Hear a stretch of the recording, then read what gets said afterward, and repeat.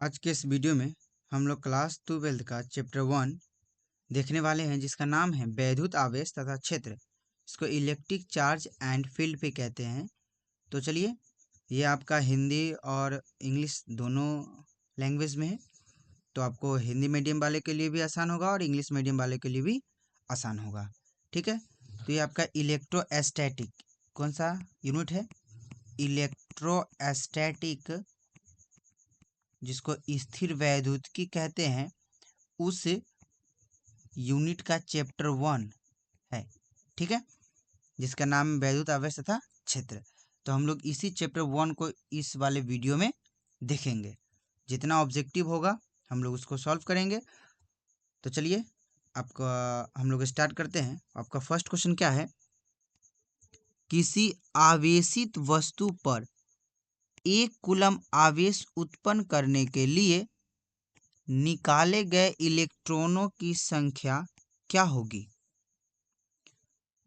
How many electrons must be removed to produce a charge of 1 coulomb on a neutral body? देखिए, कोई neutral body है, कोई अनावेशित वस्तु है। ठीक है, इस पे कोई चार्ज नहीं है, अनावेशित वस्तु है। ठीक है, जिसको न्यूट्रल बॉडी कहते हैं। उसमें से कितना इलेक्ट्रॉन निकालना होगा? ठीक है, इस वाले न्यूट्रल बॉडी में से, इस वाले उदासीन वस्तु में से कितना इलेक्ट्रॉन निकालना होगा कि इस पे चार्ज कितना आ जाए? 1 कूलम आ जाए। कितना चार्ज आ जाए? 1 कूलम। ठीक है, पॉजिटिव चार्ज आएगा, लेकिन कितना? 1 कूलम चार्ज आ जाए। तो कितना इलेक्ट्रॉन निकालना होगा? देखिए, तो आपको Q का वैल्यू दे दिया। Q का वैल्यू कितना दे दिया? 1 कूलम आ जाए। ठीक है, और कितना इलेक्ट्रॉन निकालना होगा? देखिए, इलेक्ट्रॉन का आवेश जानते ही हैं, कितना होता है? 1.6 गुने 10 के पावर -19 कूलम। ठीक है, तो यहीं से आवेश का क्वांटमीकरण होता है Q इक्वल टू NE। ठीक है, यहीं से N इक्वल टू आ सकता है Q अपॉन में E। तो यही N क्या है? नंबर ऑफ इलेक्ट्रॉन है, इलेक्ट्रॉन की संख्या।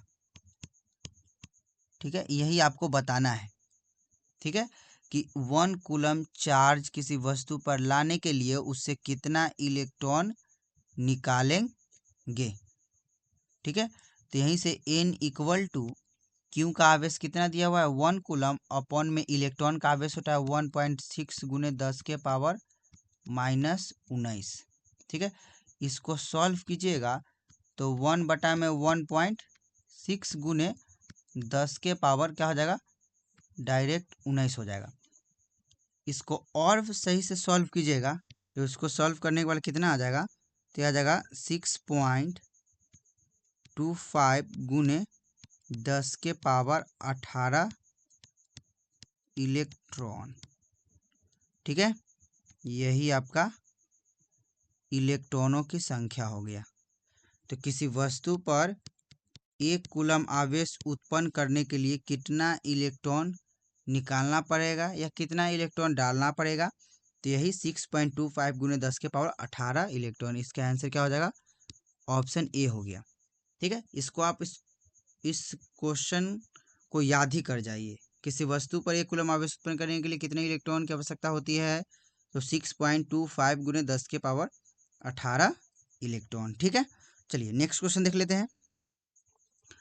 क्वेश्चन नंबर 2 क्या है? जब किसी वस्तु को धन आवेशित किया जाता है तो उसका द्रव्यमान क्या होता है? When a body is positively charged, what happened to its mass? देखिए, दो वस्तु है, मान लेते हैं दो वस्तु को घर्षण किए। ठीक है, तो एक वस्तु ए है, ये वस्तु बी है। ठीक है, दो बॉडी है, एक बॉडी ए है, एक बॉडी बी है। दोनों को क्या किया? हम घर्षण किए। ठीक है, तो यहाँ से इलेक्ट्रॉन, यहाँ से दोनों को घसे तो यहाँ से इलेक्ट्रॉन निकल के कहाँ चला गया? इसमें इलेक्ट्रॉन आ गया। तो जिस पे इलेक्ट्रॉन आया उस पे कौन सा चार्ज आएगा, माइनस चार्ज, और जहाँ से इलेक्ट्रॉन गया है उस पे कौन चार्ज आ जाएगा, प्लस चार्ज। तो प्लस चार्ज आया तो इसको पॉजिटिवली चार्ज बॉडी कहेंगे, मतलब यहाँ पे कौन सा आ गया, धन आवेश। जहाँ पे धन आवेश आता है उसको धनात्मक वस्तु कहते हैं। यहाँ पे कौन सा चार्ज आ गया,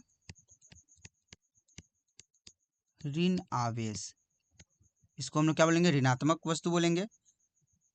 अब देखिए इलेक्ट्रॉन यहाँ से यहाँ पे गया हुआ है, ठीक है, तो इलेक्ट्रॉन का तो कुछ तो द्रव्यमान होता है, कितना होता है, 9.106 गुने 10 के पावर -31 kg।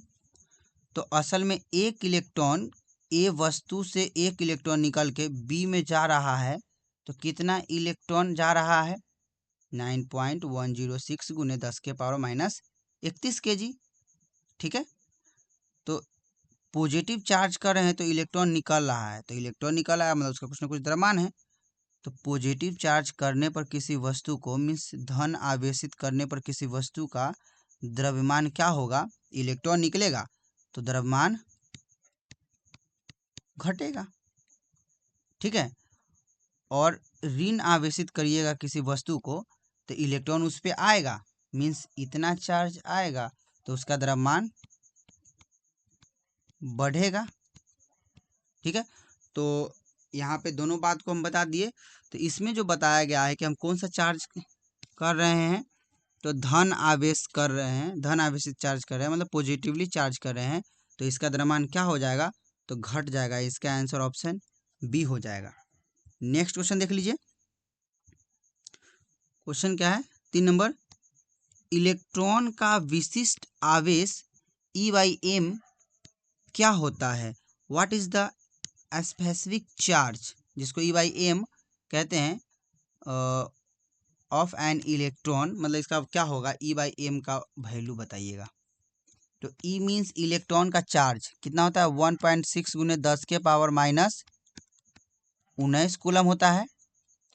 अपॉन में m का वैल्यू मीन्स द्रव्यमान किसका, इलेक्ट्रॉन का, तो 9.106 गुने 10 के पावर -31 kg यही होता है, ठीक है। तो इसको सॉल्व करने के बाद कितना वैल्यू आता है ये आपको बताना है, ठीक है।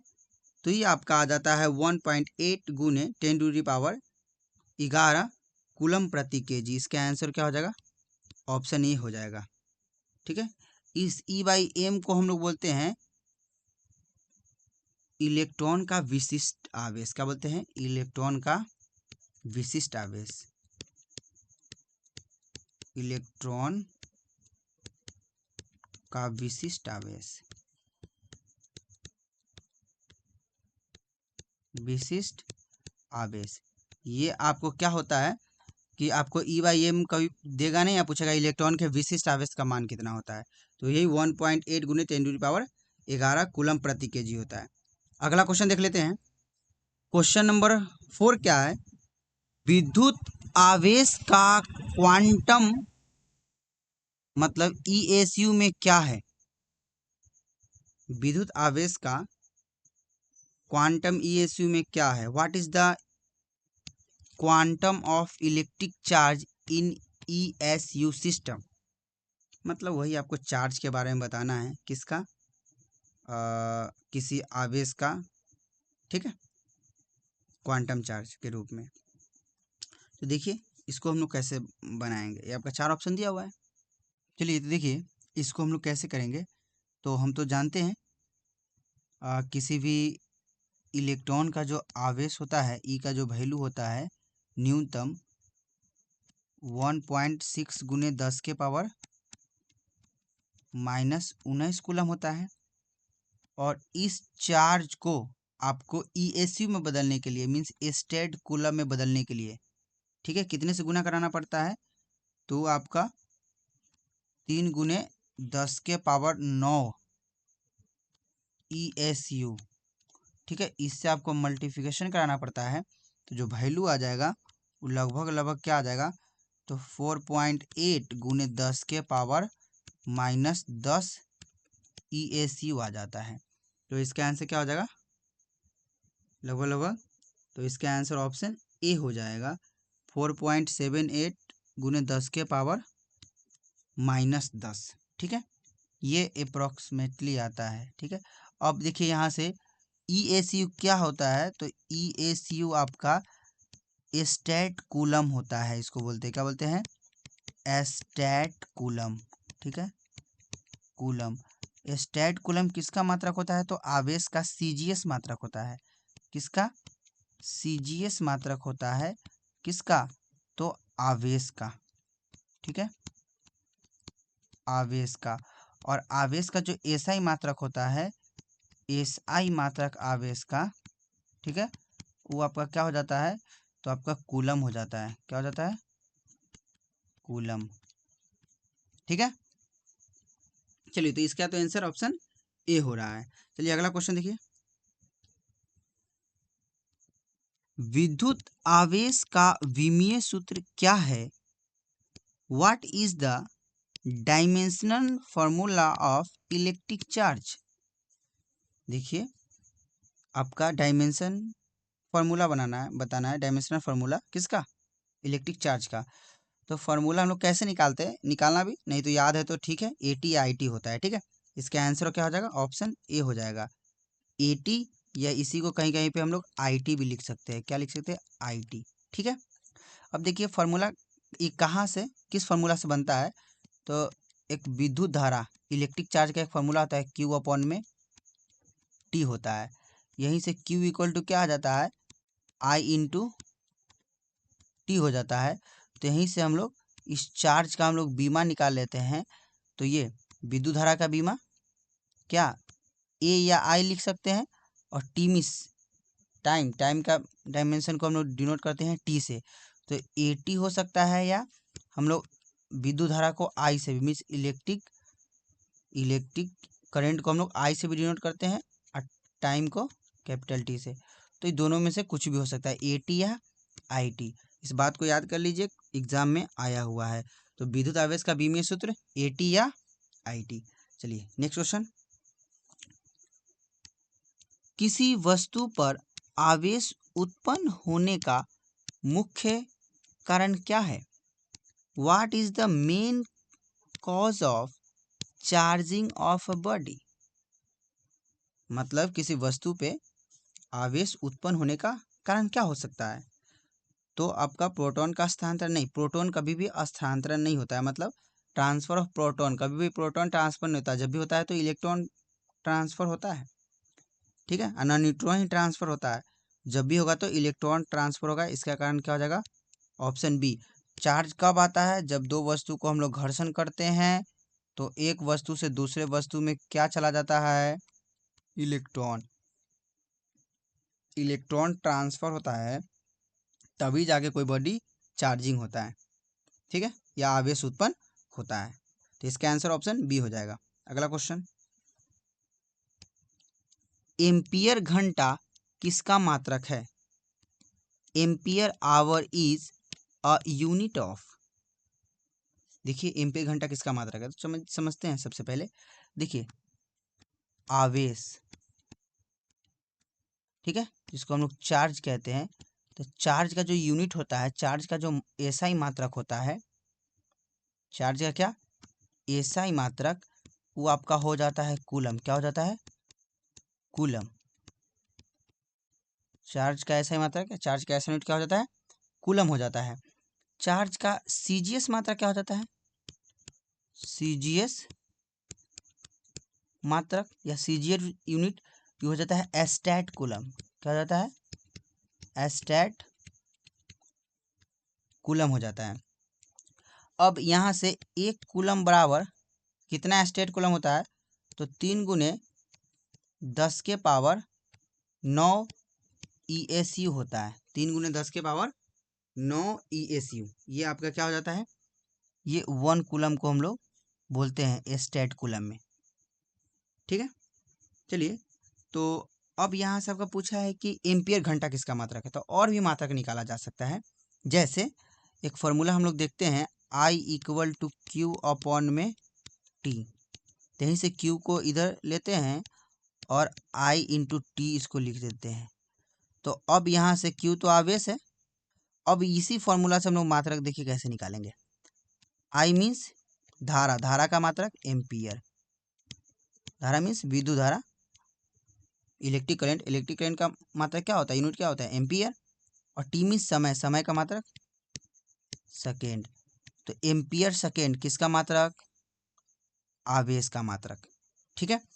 और सेकेंड को हम लोग किसमें बदल दिए, घंटा में बदलिए, तो क्या हो सकता है, एम्पियर, इसको मिनट भी लिखा जा सकता है, नहीं लिखा जा सकता है, सेकेंड को मिनट में बदलिए तो एम्पियर मिनट भी किसका मात्रक, आवेश का मात्रक।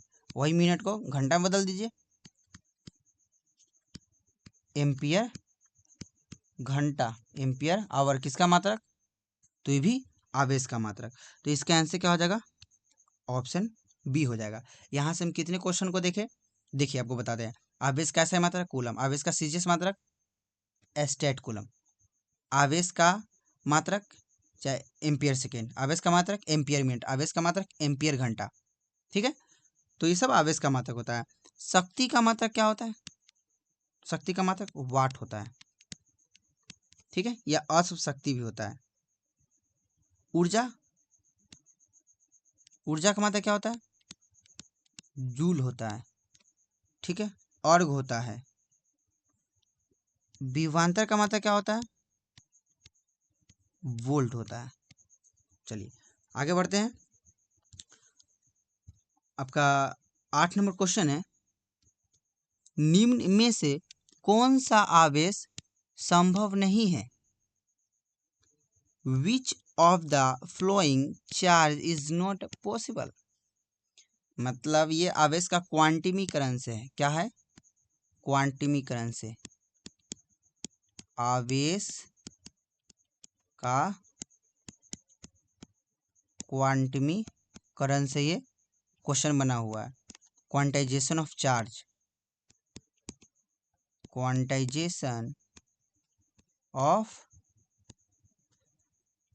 चार्ज से क्वेश्चन बना हुआ है। ये क्या कहता है, Q equal to n e, मतलब किसी भी वस्तु पे जो चार्ज होगा, किसी भी वस्तु पे जो चार्ज होगा वो इलेक्ट्रॉन के पूर्ण गुणज होगा। एन मीन्स नंबर, पूर्णांक, 0 1 2 3 4 5, ठीक है। इलेक्ट्रॉन के आवेश का पूर्ण गुणज होगा। इलेक्ट्रॉन का तो आवेश जानते हैं 1.6 × 10 के पावर -19 कूलम, इसी के गुणनफल के रूप में किसी वस्तु पे इलेक्ट्रॉन होगा। मतलब कहने का मतलब किसी वस्तु पे आवेश कितना होगा, संभव होगा। तो मान लीजिए किसी वस्तु पे एक इलेक्ट्रॉन आया, तो उस पर चार्ज कितना होगा, तो हम लोग बोलेंगे -1.6 × 10 के पावर -19 कूलम। यदि 2 इलेक्ट्रॉन आया, कितना इलेक्ट्रॉन आया, 2, तो इस वाले वैल्यू में कितने से गुना कराएंगे, 2 से, क्या हो जाएगा 2 × 1.6 × 10 के पावर -19 कूलम। यदि 3 इलेक्ट्रॉन आया तब क्या बोलेंगे इसको, तो उसमें 3 से गुना, किसमें, 1.6 × 10 के पावर -19 कूलम। कहने का मतलब क्या हुआ कि किसी भी वस्तु पे जो भी आवेश होगा वो इलेक्ट्रॉन के पूर्ण गुणज होगा, मतलब इलेक्ट्रॉन के आवेश के पूर्ण गुणज के रूप में होगा, ठीक है।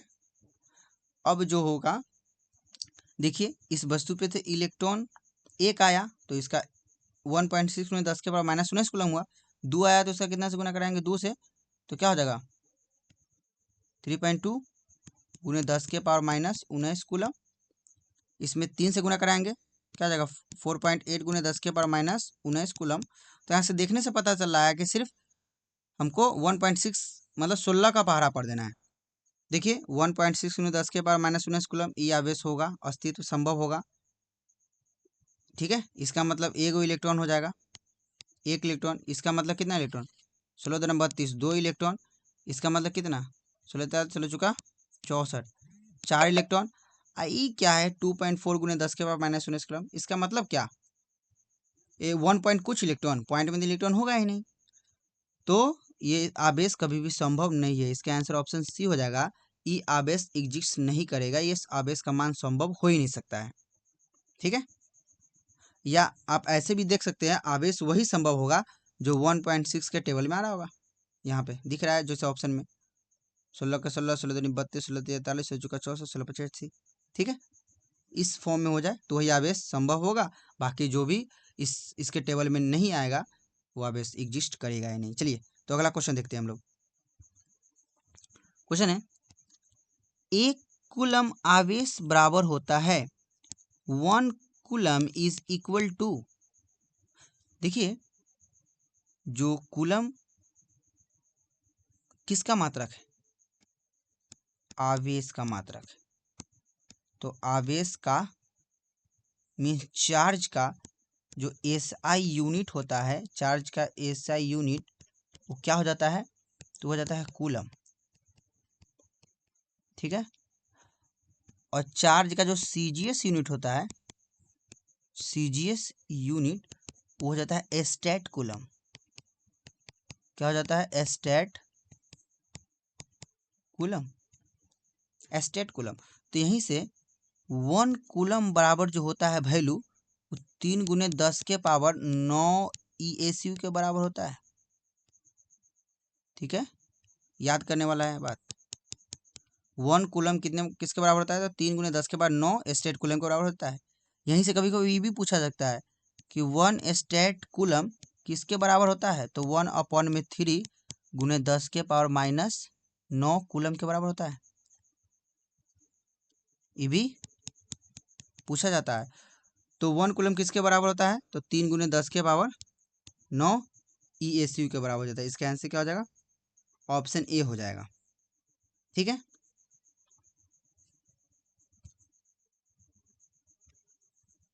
क्वेश्चन है, प्रेरण विधि में वस्तु को कैसे आवेशित किया जाता है? इन induction method how is a body charged? Induction process में कैसे हम लोग बॉडी को चार्ज करते हैं? तो हम लोग मेनली बॉडी को 3 तरीके से चार्ज करते हैं। एक तो हम लोग घर्षण द्वारा करते हैं, दो वस्तु को घस के, दो वस्तु के बीच में क्या कर सकते हैं? घर्षण करते हैं। घर्षण, तो एक वस्तु से इलेक्ट्रॉन किसी दूसरे वस्तु पे चला जाता है, जहाँ से इलेक्ट्रॉन जाता है उस पर प्लस चार्ज आता है, जहाँ पे जाता है उसको उस पर ऋण चार्ज आ जाता है। ठीक है, तभी आवेशित हो जाता है। दूसरा का प्रोसेस है कि कोई वस्तु पहले से क्या होता है? चार्जिंग होता है, चार्ज होता है पहले से, और उस वस्तु के पास में सटा के किसी दूसरे वस्तु को रखते हैं तो भी क्या हो जाएगा? धीरे धीरे इधर से आवेश इधर आ जाता है, तो ये भी चार्ज हो जाएगा।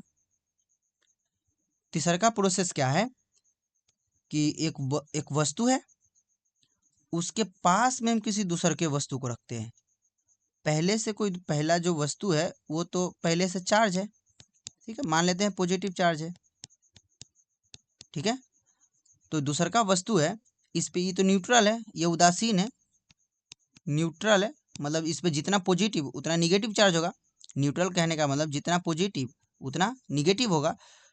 ठीक है, तो ये क्या करता है? प्लस वाला माइनस वाले को अपने तरफ खींच लेता है, माइनस वाला को अपने तरफ खींच लेता है और प्लस वाले चार्ज को दूर कर देता है। प्लस प्लस प्लस प्लस दूर कर देता है। तो ये एक तरह से एक तरफ माइनस चार्ज जनरेट कर देता है, एक तरफ प्लस चार्ज जनरेट करता है। जैसे इस वाले चार्ज बॉडी को आप हटाइएगा, फिर से ये क्या हो जाएगा? उदासीन ही हो जाएगा, उदासीन ही हो जाएगा। ठीक है, तो ये प्रेरित कर रहा है। ठीक है, इंडक्शन प्रोसेस हुआ ये, जबरदस्ती इसको चार्ज करने का प्रयास कर रहा है, तो मतलब पार्शियली रूप से बदल देता है। तो ये इस प्रोसेस को हम लोग क्या बोलते हैं? प्रेरण विधि। प्रेरण विधि में वस्तु को हम लोग नहीं सटाते हैं। ठीक है, प्रेरण विधि ही बोला गया है इंडक्शन मेथड में ही। तो ऑप्शन ए है रगड़ कर, बाय रबिंग। तो रबिंग प्रोसेस में हम रगड़ते हैं। ठीक है, संपर्क द्वारा, तो संपर्क हम लोग कॉन्टेक्ट प्रोसेस में हम लोग संपर्क करते हैं। बिना संपर्क द्वारा, बिना संपर्क द्वारा हम लोग प्रेरण विधि में करते हैं। इसका आंसर ऑप्शन क्या हो जाएगा? सी हो जाएगा। ठीक है, तो आपका 11 नंबर क्वेश्चन क्या है? जब एवोनाइट की छड़ को बिल्ली की खाल से रगड़ा जाता है तो एबोनाइट की छड़ पर कौन सा आवेश आता है? When an ebonite rod is rubbed with cat's fur, what type of charge is developed on it. ठीक है, मतलब आपका एक एबोनाइट की छड़ है, एक एबोनाइट की छड़ है और एक बिल्ली की खाल है, कैट्स फर है। ठीक है, इसको हम लोग क्या बोलेंगे, एबोनाइट की छड़ है,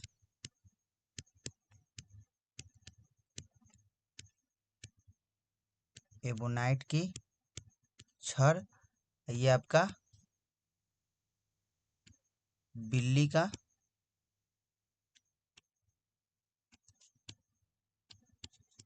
छाल है। ठीक है, बिल्ली का छाल। तो देखिए होता क्या है, जब आप एबोनाइट की छड़ को ये दोनों के बीच क्या कीजिएगा, घर्षण कीजिएगा, तो जो एबोनाइट की जो छड़ होती है उस पर जो कौन सा आवेश आ जाता है, तो जो एबोनाइट की छड़ पर इलेक्ट्रॉन यहाँ से जैसे आप घर्षित कीजिएगा तो इलेक्ट्रॉन यहाँ से एबोनाइट की छड़ पे आ जाती है। ठीक है, बिल्ली की खाल में से निकल के, तो जहाँ से इलेक्ट्रॉन निकलती है उस पर कौन सा चार्ज आ जाता है, प्लस। ठीक है, और जहाँ पे जाता है इलेक्ट्रॉन वहाँ पे कौन सा चार्ज, माइनस चार्ज हो जाता है। तो यहाँ पे देखिए एबोनाइट की छड़ कैसा हो गई, एबोनाइट की छड़ ऋणात्मक हो गई, और जबकि बिल्ली का जो छाल है या बिल्ली का जो खाल है या कैट्स फर है वो कैसा हो गई आपका, वो पॉजिटिवली चार्ज हो गई। ठीक है, धनात्मक हो गई। तो इसमें किसके बारे में पूछा है, तो यही इसमें पूछा है कि एबोनाइट के छड़ को बिल्ली की खाल से रगड़ा जाता है तो एबोनाइट का छड़ पर कौन सा चार्ज आ जाता है, तो एबोनाइट की छड़ पे जो आपका ऋण आवेश चार्ज आता है, इसका आंसर ऑप्शन बी हो जाएगा, निगेटिवली चार्ज हो जाते हैं एबोनाइट की छड़। और जबकि बिल्ली का जो खाल है वो कैसा हो जाता है, तो ये आपका पॉजिटिवली चार्ज हो जाते हैं। चलिए नेक्स्ट क्वेश्चन देखिएगा, 12 नंबर आपका क्वेश्चन है, एबोनाइट की छड़ को बिल्ली की खाल से रगड़ने पर बिल्ली की खाल पर कैसा आवेश उत्पन्न होता है। When an ebonite rod is rubbed with a cat's fur what charge is developed on the fur. मतलब वही बात है, पीछे भी देखे हैं, जब बिल्ली के खाल को आप एबोनाइट की बिल्ली का खाल हो गया, आप एबोनाइट की छड़ से रगड़ते हैं तो इसमें से क्या हो जाता है, एबोनाइट में से मतलब खाल में से, ये आपका बिल्ली का खाल में से इलेक्ट्रॉन निकल के कहाँ चला जाता है, तो इस छड़ पे चला जाता है इलेक्ट्रॉन। तो छड़ पे इलेक्ट्रॉन जाता है तो छड़ कैसा हो जाता है, तो ये निगेटिवली चार्ज हो जाती है, और जबकि ये कैसा हो जाती है, पॉजिटिवली। तो एबोनाइट की छड़ ऋणात्मक, जबकि बिल्ली की खाल धनात्मक हो जाती है। तो इसका आंसर क्या हो जाएगा, यहाँ पे आपका धनात्मक हो जाएगा, इसका आंसर ऑप्शन बी। ठीक है, यहाँ से खाल पूछा है तो खाल कैसा होगा, धनात्मक हो जाएगा। ठीक है, चलिए अगला क्वेश्चन देखिए, घर्षण द्वारा आवेशन में आवेश के स्थानांतरण का कारण क्या है, प्रोटॉन का स्थानांतरण, ऑप्शन बी है न्यूट्रॉन का स्थानांतरण, ऑप्शन सी है इलेक्ट्रॉन का स्थानांतरण। तो इसका आंसर ऑप्शन सी ही होगा। देखिए जब घर्षण, दो वस्तु को हम घर्षण करते हैं ना, ठीक है, तो आवेश के स्थानांतरण का जो कारण होता है वही इलेक्ट्रॉन होता है। एक वस्तु से जहां दूसरे वस्तु में क्या हो जाती है, इलेक्ट्रॉन चली जाती है, तो चली जाती है तो उस पर ऋण आवेश आ जाता है, जबकि जिस पे जहां से जाती है उस पे प्लस धन आवेश आ जाती है। ठीक है, तो स्थानांतरण का कारण कौन है, वही इलेक्ट्रॉन है। ठीक है, जब भी स्थानांतरण होती है वो इलेक्ट्रॉन ही होती है, इसका आंसर ऑप्शन सी ही है। चलिए अगला क्वेश्चन, यदि एक ऋण आवेशित एबोनाइट की छड़ को किसी अनावेशित चालक के पास बिना छुए लाया जाए तो पास वाले सिरे पर कैसा आवेश आएगा। देखिए ये जो प्रोसेस है, इस प्रोसेस को हम लोग बोलते हैं प्रेरण की विधि। ठीक है, प्रेरण द्वारा आवेशन हम लोग कहते हैं, क्या कहते हैं, प्रेरण द्वारा आवेशन। तो चलिए क्या करते हैं, देखिए यहाँ पे एबोनाइट की छड़ है, ठीक है, ये आपका एबोनाइट की छड़ है, और किसी अनावेशी चालक, मान लीजिए ये अनावेशी चालक है, मतलब इस पे आवेश नहीं है, कहने का मतलब आवेश नहीं है, कहने का मतलब इसमें जय गो इलेक्ट्रॉन है उतना ही प्रोटॉन है। ठीक है, तो एवोनाइट के भी क्षर कैसा है, ऋण आवेश है। चलिए एवोनाइट के क्षर अभी कैसा है, ऋण आवेश है। अब जैसे इसके पास लाएंगे, सटाएंगे नहीं, यहाँ पे बोला गया है कि बिना, क्या है, बिना छुए लाया जाए, बिना छुए लाया जाए। ठीक है, नियर एंड अनटच्ड, तो जैसे लाएंगे इसके पास, तो ये इसमें जितना इलेक्ट्रॉन होगा, इसमें जितना इलेक्ट्रॉन होगा उतना ही प्रोटॉन होगा। तो जो ये यहाँ पे जो ऋण आवेश है, वो इसमें जितना प्लस चार्ज होगा वो इसको अपनी तरफ खींच लेगा। ठीक है, और जो ऋण आवेश होगा उसको क्या कर देगा, धकेल देगा इधर की ओर, रिपेल कर देगा। तो यहाँ पे असल में ये अभी चार्ज नहीं हुआ है। ठीक है, अभी जैसे ही इस वाले छड़ को इधर की ओर हटाएंगे तो फिर से वो न्यूट्रल ही हो जाएगा। तो एक तरह से प्रेरित कर दे रहा है, क्या कर दे रहा है इसको, प्रेरित, मतलब प्रेरित करके एक तरफ प्लस उत्पन्न कर दे रहा है, एक तरफ माइनस उत्पन्न कर दे रहा है। तो यहाँ पे क्या पूछा है कि पास वाले सिरे पर कैसा आवेश उत्पन्न होगा, तो पास वाले सिरे पे कैसा आवेश उत्पन्न हो रहा है, कैसा हो रहा है, तो धन आवेश उत्पन्न हो रहा है, धन आवेश। तो इसका आंसर कौन हो जाएगा, इसका आंसर आपका हो जाएगा ऑप्शन बी, धन आवेश उत्पन्न हो रहा है। ठीक है, और दूर वाले पे ऋण आवेश। चलिए अगला क्वेश्चन, जब कांच की छड़ को रेशम से रगड़ा जाता है तो कांच की छड़ पर कौन सा आवेश आता है। When glass rod is rubbed with silk, what type of charge appears on it। ठीक है, तो आपको बताना है कि जो कांच की छड़ पर कौन सा आवेश आएगा। तो देखिए ये आपका कांच की छड़ है। ठीक है, इसको हम लोग घर्षण किए हैं, किस पे किए हैं, तो आपका रेशम पे किए हैं। ठीक है, मान लेते हैं ये आपका रेशम है, ये आपका क्या है, कांच की छड़ है, कांच की छड़। अब होता क्या है कि जैसे आप कांच की छड़ को रेशम से जैसे ही रगड़ते हैं तो इलेक्ट्रॉन कांच से रेशम में चले जाते हैं। जो ये कांच से है, यहाँ से इलेक्ट्रॉन निकलेगा, कहाँ चला जाएगा, इस रेशम पे, यहाँ पे इलेक्ट्रॉन चले जाते हैं इसमें से निकल के। ठीक है, तो जो रेशम होता है वो कैसा चार्ज हो जाएगा, जहाँ पे इलेक्ट्रॉन गया है वो कैसा हो जाएगा, तो ऋण आवेशित हो जाएगा। ठीक है, और गया कहाँ से है, तो कांच की छड़ से, तो उस पर क्या हो जाएगा, धन आवेश उत्पन्न हो जाएगा। तो ये कैसा हो जाएगा, धन आवेशित हो जाएगा। ठीक है, तो यही पूछा है आपको, क्या पूछा है कि कांच की छड़ पर कौन आवेश उत्पन्न होगा। तो कांच की छड़ पे देखिए धन आवेश, तो इसका आंसर क्या हो जाएगा, ऑप्शन बी हो जाएगा। ठीक है, चलिए अगला क्वेश्चन देखिए, कांच की छड़ को रेशम से रगड़ने पर रेशम के कपड़े पर कैसा आवेश उत्पन्न होगा। When a glass rod is rubbed with silk, what charge appears on the silk। मतलब सिल्क पे, अब रेशम पे कैसे चार्ज हो जाएगा, तो अभी देखे हैं कांच पे कैसा हो जाता है और रेशम पे कैसा हो जाता है। तो कांच पे प्लस चार्ज उत्पन्न हो जाता है और रेशम पे माइनस चार्ज उत्पन्न हो जाता है। तो यहाँ पे क्या पूछा है, किस पे, तो आपको रेशम पे पूछा है।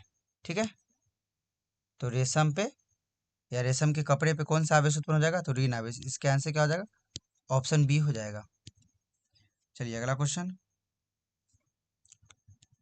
स्थिर विद्युत उत्पन्न करने की सबसे आसान विधि कौन सी है। स्थिर विद्युत उत्पन्न करने की सबसे आसान विधि कौन सी है। What is the easiest method to produce static electricity. सबसे आसान विधि कौन सी है? तो सबसे आसान विधि आपका घर्षण की विधि आती है। ठीक है, घर्षण की विधि का क्या, जब दो वस्तु को आपस में रगड़ने से इलेक्ट्रॉन का स्थानांतरण हो जाता है, स्थिर विद्युत उत्पन्न हो जाता है। जैसे आप दो वस्तु को रगड़िएगा तो एक वस्तु से दूसरे वस्तु में इलेक्ट्रॉन जाएगा। मान लीजिए यहाँ से यहाँ इलेक्ट्रॉन गया तो इस पे माइनस चार्ज आ जाएगा, और जहाँ से इलेक्ट्रॉन गया उस पर प्लस चार्ज आ जाएगा। तो ये क्या हो गई? स्थिर विद्युत उत्पन्न हो गई, मतलब आवेश उत्पन्न हो गया। ठीक है, तो इसी कारण से इसको सरल और आसान विधि कहते हैं। अगला क्वेश्चन 18 नंबर क्वेश्चन है, किसी आवेशित वस्तु को पृथ्वी से जोड़ने पर वह अनावेशित क्यों हो जाती है? Why does a charged body becomes neutral when connected to the earth? जैसे कोई वस्तु क्या है, चार्ज है। ठीक है, मान लीजिए ऋणात्मक चार्ज है। जब हम इसको ना अर्थ से हम जैसे जोड़ेंगे तो इसमें का जो इलेक्ट्रॉन है ना वो कहाँ चला जाएगा? अर्थ में चला जाएगा। ठीक है, कहाँ चला जाएगा? अर्थ में चला जाएगा। अब यदि यदि कोई पॉजिटिवली चार्ज है, प्लस आवेश है, धनात्मक चार्ज है, तो इसको जब हम, ठीक है, अर्थ से हम इसको कनेक्ट करेंगे तब होगा क्या? अब यहाँ से इलेक्ट्रॉन निकल के इसको न्यूट्रल कर देगा। पृथ्वी से न्यूट्रॉन मतलब पृथ्वी में से इलेक्ट्रॉन निकल के उसको क्या करेगा? न्यूट्रल करेगा। ठीक है, मतलब क्या क्या हम कहें कि जब हम इसको प्लस चार्ज करेंगे तो ये पृथ्वी में से, अर्थ में से इलेक्ट्रॉन निकलेगा और इसको न्यूट्रल कर देगा। तो यहाँ से क्या हो जाएगा? इलेक्ट्रॉन पृथ्वी में चले जाते हैं या पृथ्वी से आ जाते हैं। ठीक है, इसका आंसर ऑप्शन बी हो जाएगा। तभी जाकर कोई वस्तु अनावेशित होता है।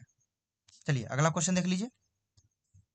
क्वेश्चन नंबर 19 है, दो वस्तुओं को आपस में रगड़ने पर उन पर उत्पन्न आवेशों का परिमाण कैसा होता है? When two bodies are rubbed together, what is the magnitude of charges produced? देखिए, दो वस्तु को आप जैसे रगड़ते हैं ना, ठीक है, तो एक पे प्लस आवेश उत्पन्न होता है, एक पे माइनस उत्पन्न होता है। तो माइनस उत्पन्न होने के कारण इस पे इलेक्ट्रॉन आया है, यहाँ से इलेक्ट्रॉन निकल के आया है, एक ही इलेक्ट्रॉन आया है, तो इसका आवेश इस पे जो उत्पन्न होगा 1.6 × 10⁻19 कूलम। लेकिन कैसा? ऋणात्मक। इस पे कैसा होगा? तो प्लस 1.6 × 10⁻19 कूलम। इस पे कैसा आएगा? तो प्लस वाला। तो देखिए इसका मैग्नीट्यूड जो है ना, सिर्फ ये ऋण आवेश है, ये क्या है आपका? धन आवेश है। लेकिन मैग्नीट्यूड जो वैल्यू है ना, वैल्यू, इस परिमाण को हम लोग क्या बोलते हैं? ठीक है, इसको हम लोग बोलते हैं मैग्नीट्यूड। मैग्नीट्यूड मीन्स होता है वैल्यू। मैग्नीट्यूड मीन्स क्या होती है? वैल्यू होती है। ठीक है, वैल्यू वाला जो मान है ना वो समान होगा। इसका आंसर क्या हो जाएगा? ऑप्शन बी हो जाएगा। आप जब भी घर्षण द्वारा आवेशन करते हैं किसी वस्तु को, तो जो भी वस्तु, दो वस्तु है, उस पे जो आवेश का परिमाण होगा वो भी क्या होगा? इक्वल होगा, बराबर होगा। चलिए अगला क्वेश्चन 20 नंबर क्वेश्चन है, यदि किसी धातु के गोले को प्रेरण द्वारा धन आवेशित किया जाए तो उसका द्रव्यमान क्या होगा? If a metal sphere is positively charged by induction, what happened to its mass? ये आपको थोड़ा आसानी से समझना होगा। मतलब देखिए इधर थोड़ा इंटेंशन दीजिए। क्या है कि अब हम किसी वस्तु को प्रेरण द्वारा आवेशन कर रहे हैं, और वो भी कैसा बोला है? पॉजिटिवली, धनात्मक चार्ज आवेशित कर रहे हैं। देखिए कैसे होगा ये उत्पन्न। देखिए ये कोई वस्तु है, यह भी क्या है? ये न्यूट्रल है, ये उदासीन है। अब कोई पहले से यहाँ पे मान लेते हैं, पहले से कोई क्या है, कोई चार्ज यहाँ पे जो चार्ज्ड ये जो वस्तु है, ये वाला, ये आपका मान लेते हैं हम क्या है, हमको इसको पॉजिटिवली चार्ज करना है। ठीक है, तो मान लेते हैं ये क्या है, निगेटिव है। ठीक है, तो जैसे इसके पास लाए ना, इस बॉडी के पास, ठीक है, इस वस्तु के जैसे ही पास लाए, मतलब कहने का मतलब ये जो ऋणात्मक चार्ज है, ऋण आवेश इस पे है, इस वाले को हम उदासीन वस्तु को पास में लाए तो इसका प्लस वाला इधर की ओर आ जाएगा। ठीक है, और प्लस आवेश तो इधर की ओर आ जाएगा और ऋण आवेश पार्शियली रूप से इधर की ओर आ जाएगा। अब होगा क्या यहाँ पे कि अब हम इसको कैसा करना है, धनावेशित करना है। तो कैसे, प्रेरण द्वारा तो धनावेशित कैसे करेंगे, तो आपको बस सिर्फ जोड़ना पड़ेगा इसको, कहाँ, अर्थ में। ठीक है, तो अर्थ से जैसे आप जोड़िएगा तो यहाँ से इलेक्ट्रॉन पूरा कहाँ हो जाएगा, अर्थ में चला जाएगा और अंत में वस्तु कैसा हो जाएगा, वस्तु पर समान रूप से ये प्लस फैल जाएगी, तो वस्तु धनात्मक हो जाएगा, मतलब वस्तु धनावेशित हो जाएगा, पॉजिटिवली चार्ज हो जाएगी। यही प्रोसेस है।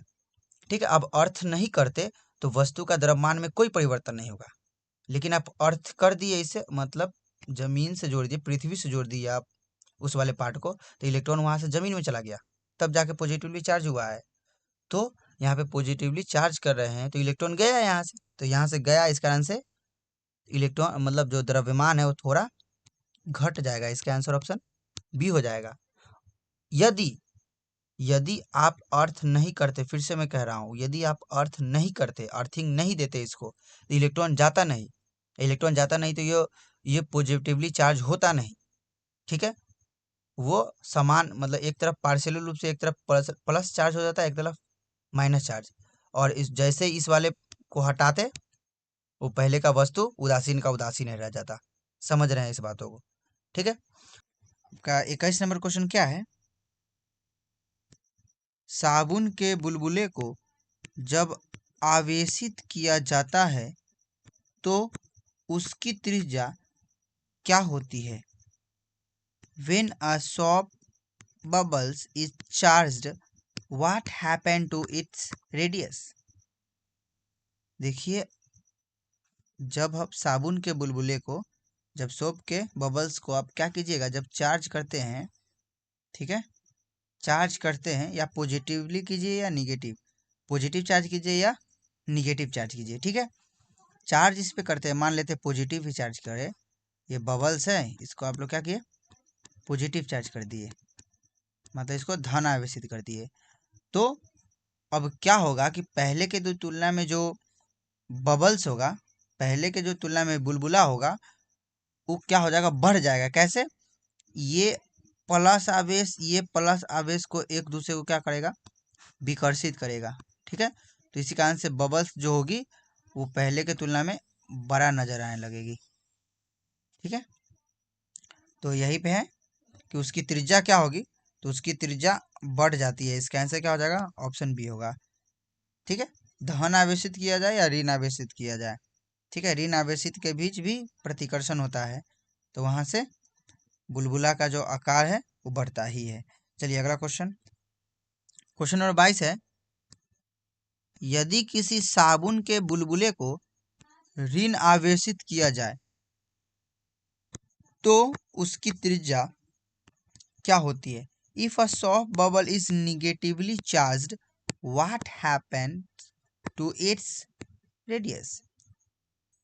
अभी बताए हैं कि जब आप साबुन के बुलबुले को क्या कीजिएगा, निगेटिव या पॉजिटिव चार्ज कीजिएगा, ठीक है, धनात्मक या ऋणात्मक इसको आवेश दीजिएगा, तो यहाँ से क्या होगा कि ये ऋण आवेश और ऋण आवेश के बीच क्या हो जाएगा, प्रतिकर्षण होने लगेगा। ठीक है, एक दूसरे आवेश को धकेलेगा। ठीक है, इसके बीच प्रतिकर्षण होने लगेगा। ठीक है, अब प्रतिकर्षण होने के दौरान क्या हो जाती है, तो उसकी त्रिज्या बढ़ जाती है। इसके आंसर क्या हो जाएगा, ऑप्शन बी हो जाएगी। यहाँ पे रिपल्सन हो रहा है। ठीक है, क्योंकि सेम चार्ज के बीच, देखिए सेम चार्ज के बीच क्या होती है, सेम चार्ज के बीच क्या होती है, रिपल्सन होती है। ठीक है, इसी को हम लोग बोलते हैं प्रतिकर्षण। प्रतिकर्षण और अलग अलग चार्ज के बीच क्या होती है, तो यहाँ पे अट्रैक्शन होती है, मीन्स आकर्षण होती है, आकर्षण। ठीक है, चलिए नेक्स्ट क्वेश्चन। क्वेश्चन नंबर 23 है, दो समान प्रकृति के आवेशों के बीच कैसा बल कार्य करता है। दो समान प्रकृति के मतलब समान प्रकृति मीन्स एक प्लस दोनों आवेश कैसा है, ये भी प्लस आवेश है, ये भी कैसा है, प्लस आवेश। जैसे माइनस और माइनस, तो दोनों कैसा है, समान प्रकृति के आवेश है, ये दोनों समान है, प्लस प्लस समान है, माइनस माइनस समान है। तो इन दोनों के बीच जो बल कार्य करता है वो प्रतिकर्षण बल कार्य करता है। ठीक है, प्रतिकर्षण माइनस माइनस के बीच भी प्रतिकर्षण, मतलब जब आवेश क्या हो, समान हो, आवेश की प्रकृति समान हो, तो उनके बीच जो बल होता है वो प्रतिकर्षण होता है, मतलब रिपल्सिव फोर्स शो करता है। ठीक है, तो इसका आंसर क्या हो जाएगा, ऑप्शन बी हो जाएगा, वो एक दूसरे को रिपल करेगा। यदि यदि जो चार्ज है, जो आवेश है वो क्या हो, अलग अलग हो, प्लस और माइनस, तो ये दोनों आपस में क्या होगा, यहाँ पे आकर्षण होगा। ठीक है, आकर्षण। चलिए 24 नंबर क्वेश्चन है, निम्नलिखित में से कौन सा आवेश का मात्रक नहीं है। Which of the following is not a unit of charge. देखिए आवेश, ठीक है, आवेश मीन्स चार्ज। ठीक है, तो चार्ज का मात्रक क्या होता है, यहाँ से क्वेश्चन है। तो चार्ज का एसआई यूनिट जो होता है, एसआई यूनिट वो आपका हो जाता है कूलम। क्या हो जाता है, कूलम। आपका सीजीएस यूनिट होता है, सीजीएस यूनिट ये आपका हो जाता है एस्टेट कूलम, एस्टेट कूलम। ठीक है, अब यहीं से हम लोग देखते हैं I equal to q upon में टी फार्मूला से, तो क्यू इक्वल टू क्या हो सकता है, आई टी आ जाता है। तो क्यू जहाँ आवेश है, आई क्या है विद्युत है, टी क्या है समय है, तो हम लोग आवेश को यहाँ विद्युत धारा को एम्पियर बोलते हैं, समय को सेकेंड, तो एम्पियर सेकेंड भी लिख सकते हैं। इसी को हम लोग एम्पियर मिनट भी लिख सकते हैं, इसी को हम लोग एम्पियर घंटा भी लिख सकते हैं, बदल बदल के। ठीक है, तो एम्पियर सेकेंड, एम्पियर घंटा, एम्पियर मिनट जो है, ये सब किसका मात्रक है, आवेश का मात्रक है। ठीक है, आवेश का मात्रक है। तो यहाँ पे क्वेश्चन क्या है कि निम्नलिखित में कौन सा आवेश का मात्रक नहीं है। तो कूलम आवेश का मात्रक है, स्टेट कूलम आवेश का मात्रक है, एम्पियर सेकेंड आवेश का मात्रक है, फैराडे, ये आपका जो फैराडे है ये आवेश का मात्रक नहीं है। तो इसका आंसर क्या हो जाएगा, ऑप्शन सी हो जाएगा। और यहाँ से आवेश का बीमा क्या होती है, आवेश का जो बीमा होती है एटी या आईटी होती है। ठीक है, एटी या आईटी। एक कूलम बराबर जो होती है, एक कूलम आवेश बराबर जो होती है वो 3 × 10⁻9 ESU के बराबर होती है। ठीक है, इस बात को मतलब स्टेट कूलम के बराबर, 3 × 10⁻9 स्टेट कूलम के बराबर होती है। चलिए अगला क्वेश्चन, क्वेश्चन नंबर 25 है, किसी अनावेशित वस्तु पर एक कूलम ऋण आवेश होने का क्या अर्थ है। What does it means if a natural body has a charge of 1 coulomb negative. देखिए जब हम वस्तु को क्या किए हैं, निगेटिवली चार्ज किए हैं, कितना, 1 कूलम। ठीक है, तो निगेटिव आपको बताएगा, निगेटिव का मतलब क्या हुआ कि यहाँ पे इलेक्ट्रॉन गया है, कहीं से इलेक्ट्रॉन गया है, यहाँ पे इलेक्ट्रॉन कहीं से इस पर पे आया है इलेक्ट्रॉन, इसी कारण से पे कैसे चार्ज हो गया है, निगेटिव चार्ज हुआ है। ठीक है, तो ऑप्शन देखिए, इलेक्ट्रॉन क्या दिखता है, हाँ इलेक्ट्रॉन पहले की तुलना में बड़ी है, तब जाके निगेटिव चार्ज हुआ है। तो इसका आंसर क्या हो जाएगा, ऑप्शन ए हो जाएगा। यदि प्लस होती, प्लस किसी वस्तु पे चार्ज आता, ठीक है, किसी वस्तु पे प्लस चार्ज आता या प्लस 1 कूलम, तो वहाँ पे इलेक्ट्रॉन की कमी होती। ठीक है, चलिए अगला क्वेश्चन देखिए, आवेश का सबसे बड़ा मात्रक कौन सा है। Which is the largest unit of charge. Option है कूलम, ऑप्शन बी है फैराडे, ऑप्शन सी है एम्पियर, ऑप्शन डी है स्टेट कूलम। देखिए फैराडे जो है ये सबसे बड़ा मात्रक है, ठीक है, इसका आंसर ऑप्शन बी हो जाएगा। 1 फैराडे जो बराबर होती है कुछ 96,500 कूलम के बराबर हो जाती है, ठीक है, इस बातों का ध्यान में रखिएगा। इसका आंसर क्या हो जाएगा, ऑप्शन बी हो जाएगा। अगला क्वेश्चन, आवेश का क्वांटमीकरण दर्शाता है कि quantization of charge indicate that. आवेश का जो क्वांटमीकरण क्या दर्शाता है कि किसी वस्तु पे जो आवेश है वो इलेक्ट्रॉन के आवेश के पूर्ण गुणज के रूप में होता है। जो किसी वस्तु पे जो आवेश है वो इलेक्ट्रॉन के चार्ज के इंटीजर मल्टीपल में होता है, ठीक है। तो देखिए इसका ऑप्शन क्या है, आवेश को नष्ट नहीं किया जाता है। तो ये आवेश का प्रॉपर्टीज है, ना कि क्वांटमीकरण का कुछ बारे में बताता है, ठीक है। तो ये तो होगा नहीं, आवेश एक कण नहीं है, ठीक है, तो इसका भी ई भी नहीं होगा। आवेश का स्थानांतरण संभव नहीं है, ई भी नहीं होगा। एक कण पर न्यूनतम संभव आवेश होता है, तो इसका आंसर क्या हो जाएगा, ऑप्शन बी होगा, चार्ज स्थित इन द डिस्क्रीट यूनिट, ठीक है। एक कण पर न्यूनतम संभव आवेश होता है, तो इसका आवेश का क्वांटिटीकरण यही दर्शाता है। चलिए अगला क्वेश्चन, विद्युत आवेशों के बीच योज्यता का अर्थ क्या है? What does additivity of electric charges means? मतलब योज्यता का आपको मतलब बताना है। देखिए योज्यता हम लोग पढ़े हैं कि आवेश कैसा होती है, योगात्मक होती है। तो योगात्मक को हम लोग क्या बोलते हैं, योज्यता कह देते हैं। योगात्मक होती है क्योंकि आवेश का गुण होती है। आवेश कैसा है, योगात्मक होती है क्योंकि आवेश एक अदिश राशि है, सिंपल से इसको जोड़ सकते हैं, ठीक है। तो इसका मतलब हुआ कि सभी आवेशों को बीजगणितीय योग होते हैं, मतलब सभी आवेशों का बीजगणितीय योग होता है। तो इसका आंसर ऑप्शन सी हो जाएगा। हम लोग आवेश को बीजगणितीय योग से हम लोग जोड़ सकते हैं। चलिए अगला क्वेश्चन,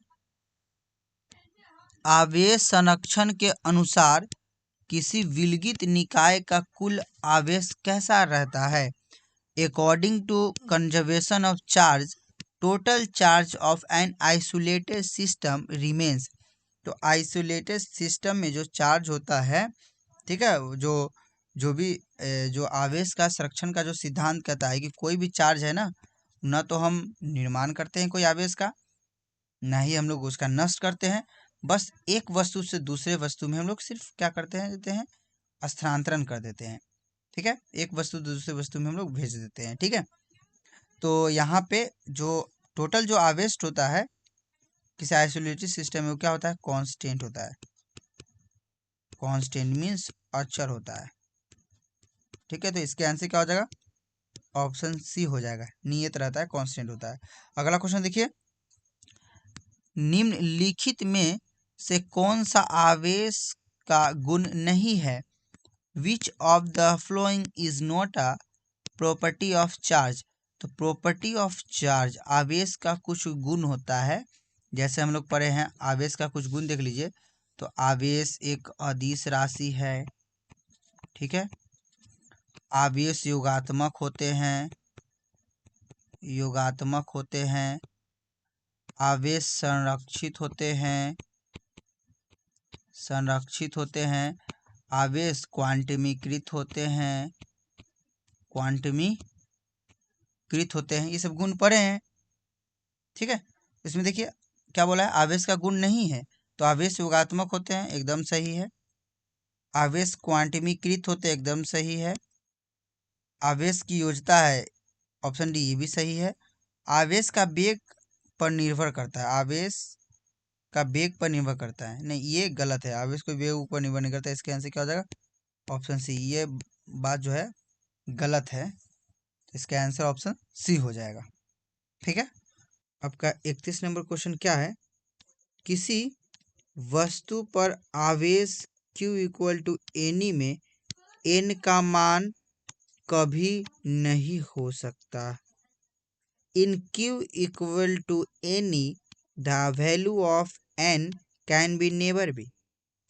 मतलब जो Q इक्वल टू एनी है, Q equal to n e, ये आवेश का क्वांटमी का फॉर्मूला है। इसका कहने का मतलब जब भी कोई वस्तु पे आवेश होगा वो इलेक्ट्रॉन के आवेश के पूर्ण गुणज के रूप में होगा। मतलब n जो होगा वो पूर्णांक होगा, 1 2 3 4 5 6 7, समझ गए? ये नंबर होगा, ये पॉइंट में कभी नहीं होगा। तो n का वैल्यू 8 हो सकता है, 100 हो सकता है, 50 हो सकता है। n का वैल्यू 4.2 कभी नहीं होगा। तो इसका आंसर क्या हो जाएगा? ऑप्शन सी हो जाएगा। कहने का मतलब क्या हुआ कि इलेक्ट्रॉन कभी भी पॉइंट में नहीं आ सकता है। मतलब किसी वस्तु पे आएगा तो 1 इलेक्ट्रॉन आएगा, ठीक है, या 1 इलेक्ट्रॉन जाएगा। किसी वस्तु पे आएगा तो 2 इलेक्ट्रॉन आएगा, ठीक है, या 3 इलेक्ट्रॉन आएगा, या 3 इलेक्ट्रॉन जाएगा। लेकिन ठीक है, 1.2 इलेक्ट्रॉन नहीं आएगा, 4.2 इलेक्ट्रॉन नहीं आ सकता है। तो इसी कारण से n का जो मान है वो 4.2 कभी भी नहीं हो सकता है, ठीक है। तो इसका आंसर ऑप्शन सी हो जाएगा। चलिए नेक्स्ट क्वेश्चन देखिए। क्वेश्चन नंबर 32 है, स्थिर विद्युत आवेश क्या उत्पन्न करता है? Static electric charge produce. जो देखिए, जब जो कोई चार्ज है वो कैसा है? रुका हुआ है। किसमें है? सिर्फ स्थिर है। स्थिर मतलब विराम है, स्थिर अवस्था में है, विराम में है, रेस्ट में है, ठीक है, रेस्ट में है। तो वो जो चार्ज है ना, केवल आपका विद्युत क्षेत्र उत्पन्न करेगा, केवल विद्युत क्षेत्र, केवल विद्युत क्षेत्र, ठीक है, केवल विद्युत क्षेत्र। अब जब यही चार्ज, ठीक है, जब यही चार्ज क्या कर रहा है? गति में हो, मोशन करे, ठीक है, मोशन करे मीन्स किस में हो?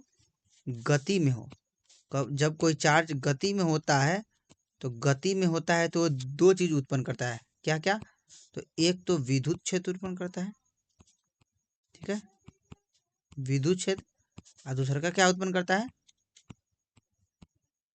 चुंबकीय क्षेत्र उत्पन्न करता है, ठीक है।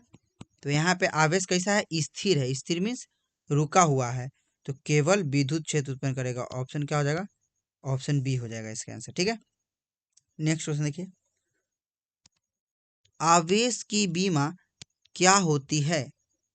What is the dimension of charge? जो आवेश का जो बीमा होती है वो Q इक्वल टू ए, किस फॉर्मूला से हम लोग निकालते हैं? तो I equal to q upon में टी, यहीं से Q इक्वल टू क्या आ जाता है? I T. IC, I को हम लोग बीमा के रूप में हम IA लिखते हैं और T को बीमा के रूप में कैपिटल T लिख देते हैं। मतलब समय को डायमेंशन में हम लोग T से डिनोट करते हैं, कैपिटल T से। या इसी को हम लोग कभी कभी I को, मतलब विद्युत धारा को A से भी डिनोट किया जाता है और समय को T से। तो जो आवेश का जो बीमा हो जाएगा, क्या हो जाएगा? IT या AT, याद करके रखना है, IT या AT। इसका आंसर ऑप्शन ए हो जाएगा, ठीक है। आवेश का मात्रा क्या होता है बताइए? तो बताइए, भूल गए क्या? बताना होगा। आवेश का मात्रक कूलम होता है, ठीक है। आवेश का सीजीएस मात्रक क्या होता है? सीजीएस मात्रक स्टैट कूलम। क्या होता है? Stat coulomb. बताइए, 1 कूलम बराबर कितना स्टैट कूलम? तो 1 कूलम बराबर 3 गुने 10 के पावर 9 स्टैट कूलम, ठीक है। एक स्टेट कूलम बराबर, एक स्टेट कूलम बराबर कितना कूलम? तो 1/3 गुने 10 के पावर -9 कूलम, ठीक है। चलिए 34 नंबर क्वेश्चन है, एक कूलम आवेश में कितने इलेक्ट्रॉन होते हैं? How many electrons are present in 1 coulomb charge? देखिए एक कूलम जो चार्ज होती है, एक कूलम चार्ज है, उसमें जो नंबर ऑफ इलेक्ट्रॉन होती है, नंबर ऑफ इलेक्ट्रॉन वो आपका क्या हो जाती है, तो 6.25 गुने 10 के पावर 18 इलेक्ट्रॉन। ठीक है, 6.25 गुने 10 के पावर 18 इलेक्ट्रॉन क्या हो जाएगा, ऑप्शन ऑप्शन ए हो जाएगा इसका आंसर। ठीक है, नेक्स्ट क्वेश्चन देखिए, क्वेश्चन नंबर 35 है, किसी वस्तु पर 80 माइक्रोकूलम ऋणात्मक आवेश है तो अतिरिक्त इलेक्ट्रॉनों की संख्या क्या होगी। A body has 80 microcoulomb negative charge, number of excess electron is, मतलब देखिए कोई बॉडी है, बॉडी पे कितना चार्ज है, तो आपका चार्ज दे दिया हुआ है 80 माइक्रोकूलम, क्या है, ज़्यादा है, मतलब इस पे निगेटिव चार्ज है, क्या है, निगेटिव। ठीक है, मतलब इस पे इलेक्ट्रॉन कहीं से आया होगा तभी चार्ज इतना हुआ होगा। ठीक है, तो आपका बता रहा है कि बताइए कि इस पे कितना इलेक्ट्रॉन ज़्यादा है। ठीक है, कितना इलेक्ट्रॉन, कहीं से इलेक्ट्रॉन आया होगा तभी तो निगेटिव चार्ज आया है, और कितना निगेटिव चार्ज आया है, -80 माइक्रोकूलम या 80 माइक्रोकूलम निगेटिव चार्ज मतलब अधिक है। ठीक है, अतिरिक्त है, तो बताइए कितना इलेक्ट्रॉन की संख्या इसमें ज़्यादा है। चलिए हम लोग बताते हैं, यहाँ पे आपका Q का वैल्यू दे दिया है 80 माइक्रोकूलम। ठीक है, वो भी कैसा चार्ज है, ऋणात्मक चार्ज है। ठीक है, ऋणात्मक चार्ज है, ऋणात्मक चार्ज कहने का मतलब यहाँ पे इलेक्ट्रॉन आया होगा कहीं से। ठीक है, आपको निकालना क्या है, तो नंबर ऑफ इलेक्ट्रॉन, n की संख्या निकालना है, इसको क्या बोलते हैं, नंबर ऑफ इलेक्ट्रॉन, इलेक्ट्रॉन की संख्या निकालना है। तो आवेश का क्वांटिमीकरण कहता है Q इक्वल टू एन, मतलब किसी वस्तु पे जो आवेश होगा इलेक्ट्रॉन के गुणनफल के रूप में होगा। ठीक है, तो यहीं से आपका n निकालना है, तो क्या हो जाएगा, Q अपॉन में E। इसी फार्मूला को हम लोग क्या करेंगे, इसी फार्मूला को इम्प्लीमेंट करके यहाँ पे Q का वैल्यू यहाँ पे डालेंगे 80 माइक्रोकूलम, और इलेक्ट्रॉन का आवेश तो जानबे करते हैं, इलेक्ट्रॉन का आवेश कितना होता है बताइए, charge of electron, charge of electron, electron का जो चार्ज होता है 1.6 गुने 10 के पावर -19 कूलम होता है। कितना होता है, 1.6 गुने 10 के पावर -19 कूलम। इस बातों को क्या करना है, ध्यान में रखना है। ठीक है, ठीक है, तो यहीं से हम लोग इस वाले फॉर्मूला को n equal to Q upon में ई वाला फार्मूला को हम लोग यूज करेंगे, तो यहाँ से n का हमको वैल्यू निकालना होगा कि कितना इलेक्ट्रॉन होगा 80 माइक्रोकूलम चार्ज में। तो यहाँ पे क्या बोला है, 80, Q का वैल्यू 80 दिया हुआ है, तो 80 को हम लोग माइक्रोकूलम बदल लेते हैं, तो कितना से हम लोग करेंगे, तो 10 के पावर -6 से गुना करा देते हैं। ठीक है, क्योंकि माइक्रो का मतलब ही होता है, माइक्रो का मतलब होता है कितना होता है, 10 के पावर -6, नैनो का मतलब 10 के पावर -9। ठीक है, और इलेक्ट्रॉन का आवेश कितना है, ई का वैल्यू, तो यही इतना है, तो 1.6 गुने 10 के पावर -19। इसको सॉल्व करेंगे तो n का वैल्यू कितना आ जाएगा, n इक्वल टू, देखिए तो इसको हम लोग क्या करेंगे,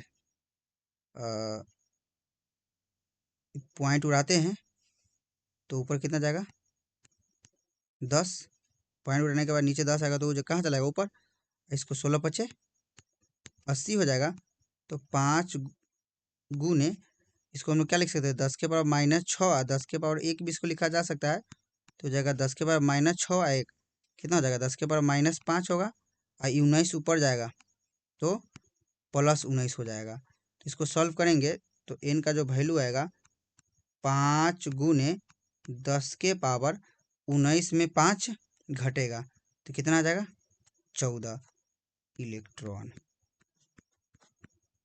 ठीक है, मतलब वो जो वस्तु है उस पर कितना इलेक्ट्रॉन ज़्यादा है, तो 5 गुने 10 के पावर 14 इलेक्ट्रॉन ज़्यादा है, मतलब ये वस्तु जो है इस पे कितना आवेश है, 80 माइक्रोकूलम आवेश आया है, तो इस पे इलेक्ट्रॉन कितना ज़्यादा है, तो 5 गुने 10 के पावर 14 इलेक्ट्रॉन। ठीक है, चलिए अगला क्वेश्चन देखिए। क्वेश्चन नंबर 36 है, कूलम और ईएसयू के बीच संबंध क्या है? Relation between Coulomb's and ईएसयू। देखिए, सबसे पहले समझिए कूलम। कूलम क्या है? कूलम जो है ना, ये आपका आवेश का एसआई मात्रक है। आवेश का एसआई मात्रक। और ईएसयू क्या है? ईएसयू इसको बोलते हैं हम लोग स्टैट कूलम। क्या बोलते हैं इसको? Stat coulomb. ई आपका आवेश का मात्रक है, लेकिन कौन सा मात्रक है? सीजीएस मात्रक है। ई आवेश का सीजीएस मात्रक है। ठीक है, तो यही आपको क्या बताना है, आपको संबंध फाइंड करना है कि आवेश का एसआई मात्रक और आवेश का सीजीएस मात्रक में। तो जो आवेश का मात्रक कूलम होता है, एक कूलम, उस सीजीएस मात्रक में स्टेट कूलम में कितना होता है, तो 3 गुने 10 के पावर 9 ESU होता है। ठीक है, तो इसका आंसर क्या हो जाएगा? एक कूलम बराबर 3 गुने 10 के पावर 9 ESU। इसका आंसर ऑप्शन ए हो जाएगा। क्या हो जाएगा इसका आंसर? ऑप्शन ए हो जाएगा। ठीक है, चलिए क्वेश्चन नंबर 37 है, आवेश के क्वांटमीकरण का मूल कारण क्या है? What is the basic cause of quantization of charge? तो आवेश का क्वांटमीकरण का जो मूल कारण है वो इलेक्ट्रॉन का स्थानांतरण है। ठीक है, इसका आंसर क्या हो जाएगा? ऑप्शन पी हो जाएगा। प्रोटॉन का स्थानांतरण, देखिए प्रोटॉन और न्यूट्रॉन का कहीं पे भी स्थानांतरण नहीं होता है। प्रोटॉन और न्यूट्रॉन वो नाभिक में होता है, किसी परमाणु का नाभिक में होता है। इलेक्ट्रॉन उसके बाह्यतम कक्षा में या सरफेस पे होता है। ठीक है, तो यही इलेक्ट्रॉन ही क्या होता है, एक स्थान मतलब एक वस्तु से दूसरे वस्तु में ट्रांसफर हो जाती है, जिसके कारण हम लोग क्या हो जाते हैं, जनरेट, चार्ज जनरेट हो जाता है। ठीक है, मतलब एक वस्तु पे प्लस तो दूसरे वस्तु पे माइनस चार्ज आ जाता है। इसका आंसर ऑप्शन बी होगा। चलिए अगला क्वेश्चन, क्वेश्चन नंबर 38 है, निम्नलिखित में से कौन सा आवेश संभव नहीं है? Which of the flowing charge is not possible? ठीक है, तो आपको बताना है कि इसमें से कौन सा आवेश संभव नहीं है। तो देखिए, आवेश का क्वांटमीकरण क्या कहता है? Quantization of charge Q equal to NE। मतलब कोई भी, मतलब किसी वस्तु पे जो भी चार्ज होगा वो इलेक्ट्रॉन के आवेश के पूर्ण गुणज के रूप में होगा। कहने का मतलब इलेक्ट्रॉन का जो आवेश है कितना होता है? 1.6 गुने 10 के पावर माइनस 19 कूलम। तो इसी के गुणनफल के रूप में किसी वस्तु पे आवेश होगा। मतलब एक इलेक्ट्रॉन आएगा तो इतना आवेश, यदि 2 इलेक्ट्रॉन आएगा तो इस आवेश में 2 से गुना, यदि 3 इलेक्ट्रॉन आएगा तो इस आवेश में 3 से गुना। ठीक है, तो मतलब यही आपका जो मूलभूत आवेश है, ठीक है, इसी के मल्टीपल में किसी वस्तु पे आवेश होगा। ठीक है, तो चलिए इसमें ऑप्शन देखिए कि इसका मल्टीपल में कोई ऑप्शन है या नहीं है। तो 1.6 गुने 10 के पावर माइनस 19 कूलम, मतलब इसका कहने का मतलब एक इलेक्ट्रॉन।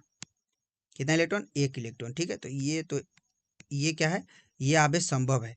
यहाँ पे आपको पूछा है कि कौन सा आवेश संभव नहीं है। ठीक है, 3.2 गुने 10 के पावर माइनस 19 कूलम, ये क्या होगा? 16 दुना 32। ठीक है, इसका पहाड़ा टेबल पढ़ते जाइए। गुने 10 के पावर माइनस 19 कूलम, तो इसका मतलब 2 इलेक्ट्रॉन। चलिए सही है। इसका मतलब 16 का 16, 32, 43, 16 चुका 64। इसका मतलब कितना? 4 इलेक्ट्रॉन। लेकिन इसका मतलब हमको समझ में नहीं आ रहा। 2.4 इसका मतलब क्या? इसका मतलब क्या कि 1 पॉइंट कितना इलेक्ट्रॉन, पॉइंट में इलेक्ट्रॉन आएगा, वो 16 के 16, 16 दूना 32। तो यहाँ पे 2.4 इसके बीच में आ रहा है, 1.6 और 3.2 के बीच में आ रहा है, तो यहाँ पे इसका मतलब 1 पॉइंट कुछ इलेक्ट्रॉन होगा। तो इस कारण से ये आवेश का मान संभव नहीं होगा। इसका आंसर क्या होगा, ऑप्शन सी हो जाएगा।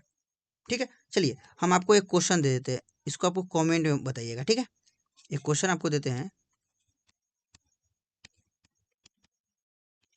इसी में बताना है कि इसमें से कौन सा आवेश इसमें से कौन सा आवेश संभव है। ठीक है, बताइएगा।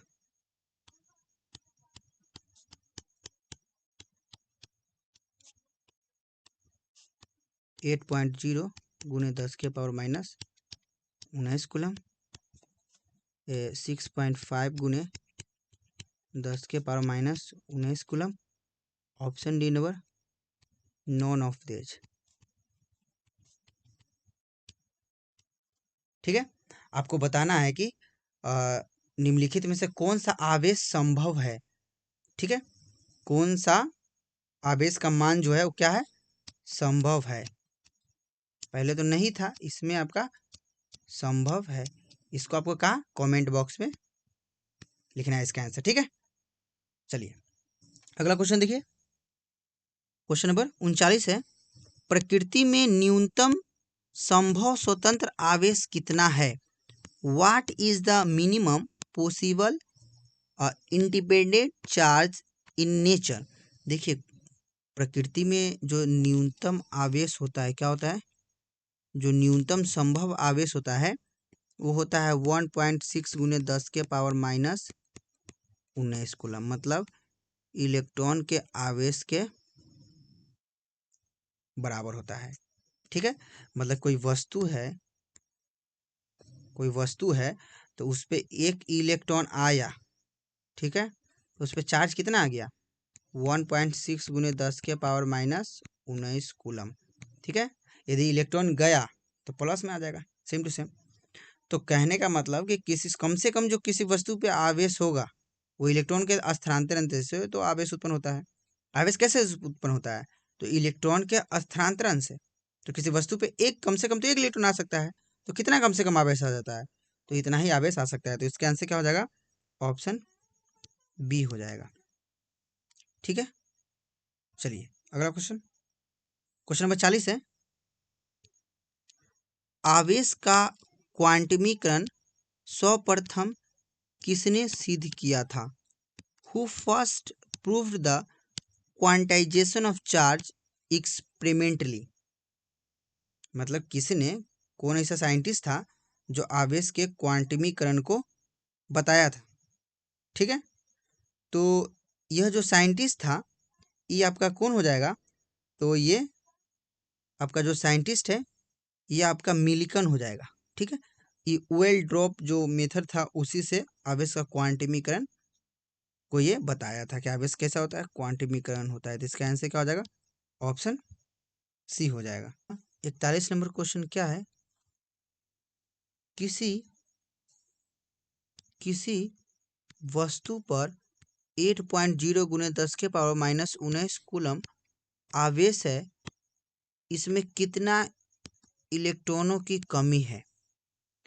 अ body has a charge of 8.0 into 10 to the power 19 coulomb, how many electron are deficient. मतलब बताया है कि देखिए कोई बॉडी है कि कोई वस्तु है, इस वस्तु पे जो चार्ज है, इस वस्तु पे जो चार्ज है वो कितना है, तो 8.0 गुने 10 के पावर माइनस 19 कूलम। ये क्या है, ये चार्ज है कहाँ पे, किसी वस्तु पे। ठीक है, तो आपको बताना है, तो अभी जो चार्ज है वो किस में है, पॉजिटिव में है, तो बताना है कि पॉजिटिव में है चार्ज, धन आवेश है, तो इसमें से इलेक्ट्रॉन निकला होगा तभी तो चार्ज आया होगा। इलेक्ट्रॉन इसमें से निकल के कहीं गया होगा। ठीक है, इलेक्ट्रॉन निकल के गया होगा, तो ये बताना था कि कई गो इलेक्ट्रॉन निकल के गया होगा। ठीक है, या कई गो इलेक्ट्रॉन इसको इसमें कमी होगी। ठीक, तो एक तो तरीका 16 का पहाड़ा पौधा 16 5 इलेक्ट्रॉन हो जाएगा। लेकिन इसको कैसे बनाएंगे ये देख लीजिए। आपको क्यू का वैल्यू दिया हुआ है, ठीक है, क्यू का वैल्यू दिया हुआ है। तो आवेश का क्वांटमीकरण से बनता है क्यू इक्वल टू क्या फॉर्मूला होता है, एन ई। आवेश का क्वांटमीकरण कहता है कि किसी वस्तु पर जो इलेक्ट्रॉन होगा वो इलेक्ट्रॉन के आवेश के पूर्ण गुणज होगा। किसी वस्तु पर आवेश जो इलेक्ट्रॉन के पूर्ण गुणज के बराबर होगा। कहता है क्या है आवेश का क्वांटमीकरण, किसी वस्तु पर जो आवेश उत्पन्न होगा वो इलेक्ट्रॉन के आवेश के पूर्ण गुणज के बराबर होगा। समझ गए? तो यहीं से आपको निकालना है एन। तो एन इक्वल टू क्या हो जाएगा, क्यू अपॉन में ई। ई क्या है, ई इलेक्ट्रॉन का आवेश कितना होता है 1.6 × 10⁻⁻19 कूलम। ठीक है, देखिए वस्तु पे कितना है आवेश, तो यहाँ पे लिखिए क्यू के जगह पे, तो 8.0 × 10⁻⁻19 कूलम। एक इलेक्ट्रॉन का आवेश कितना होता है 1.6 × 10⁻⁻19 कूलम। तो इससे कट जाएगा 1.68 16×5 80,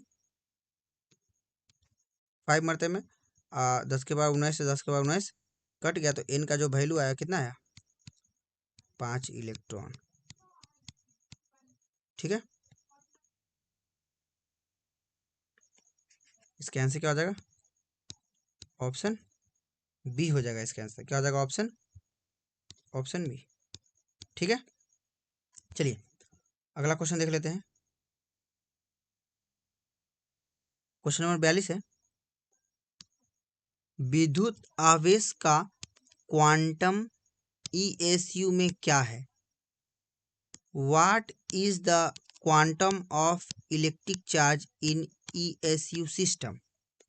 आपको ESU सिस्टम में बताना है कि इलेक्ट्रॉन का जो मतलब जो विद्युत आवेश का जो क्वांटम में वैल्यू होगा वो कितना होगा। ठीक है, तो जो क्वांटम में जो वैल्यू होता है विद्युत आवेश का वो 4.78 × 10⁻⁻10 हो जाता है। इसका आंसर क्या हो जाएगा, ऑप्शन ए हो जाएगा। ठीक है, चलिए अगला क्वेश्चन देखिए। क्वेश्चन नंबर 43 है, कूलम का नियम किसके लिए सत्य है। Coulomb's law is valid for. देखिए कूलम का जो नियम है किसी बिंदु आवेश के लिए सत्य है, किसी दो बिंदु आवेश के लिए सत्य है। ठीक है, कूलम का नियम होता क्या है, एगो Q1 आवेश होता है, एगो Q2 आवेश होता है, उसके बीच की दूरी r होता है, मतलब कुछ ना कुछ दूरी होती है। तो दो आवेशों के बीच आकर्षण या प्रतिकर्षण कितना बल लगेगा किसने बताया है, तो कूलम ने बताया है। तो क्या होता है ये, इसका फॉर्मूला क्या होता है, F equal to Q1 × Q2 upon में r²। मतलब दो आवेश है उसके बीच कितना आकर्षण या प्रतिकर्षण लगेगा ये कौन बताता है, कूलम से अच्छा बताते हैं। तो देख लीजिए क्या हो जाएगा Q1 × Q2 अपॉन में r²। यहाँ पूछा है कि कूलम का नियम किसके लिए मान्य है, तो केवल स्थिर बिंदु आवेश के लिए। ठीक है, इसके आंसर क्या हो जाएगा, ऑप्शन बी हो जाएगा। ई भी होना चाहिए, स्थिर। ठीक है, चलिए अगला क्वेश्चन। क्वेश्चन नंबर 44 है, दो आवेशों के बीच बल दूरी के साथ कैसे बदलता है। How does force between two charge very with distance, मतलब कैसे वेरी करता है। ठीक है, किसी दो आवेश के बीच बल बताते हैं। देखिए जो कूलम का नियम है, मान लीजिए कूलम का नियम क्या कहता है कि दो आवेश है Q1 × Q2, उसके बीच दूरी मान लेते हैं r है।